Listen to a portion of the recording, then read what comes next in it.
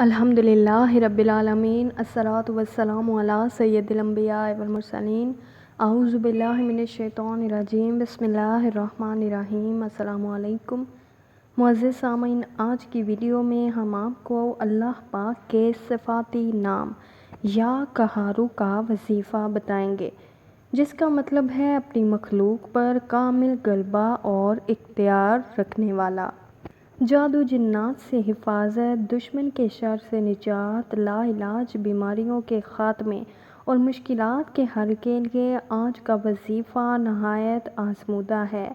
جادو جنات نے زندگی تنگ کر دی ہو، گھر ویرانی کا نمونہ بن گیا ہو، عامل ملنگ بابے جب جادو جنات اور بندش کا توڑ نہ کر سکتے ہوں تو ایسے میں یا قہار کا وظیفہ آپ کے تمام مسائل کا حل ہے۔ یا قہار کا وظیفہ کریں اور اپنی آنکھوں سے قدرت کا جلوہ دیکھیں۔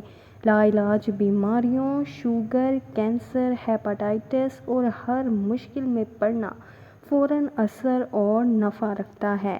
جو شخص اس اسم کا ورد کرتا ہے اس کو اپنی جملہ خواہشوں پر قابو حاصل ہو جاتا ہے، روحانی سکون حاصل ہوتا ہے۔ یہ اسم جلالی ہے۔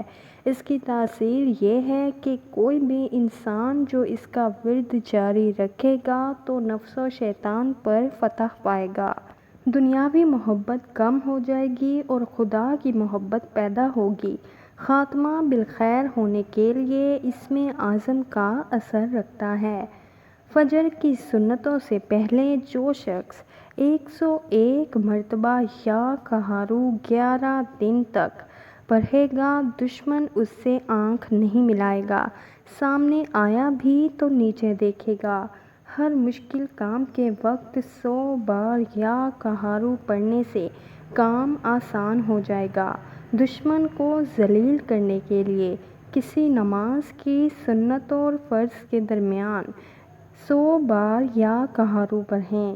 اگر کوئی شخص دنیا کی محبت میں گرفتار ہے تو یہ اسم پڑھتا رہے، اللہ اور رسول صلی اللہ علیہ وآلہ وسلم کی محبت سے اس کا دل معمور ہو جائے گا، دشمنوں پر فتح ہوگی۔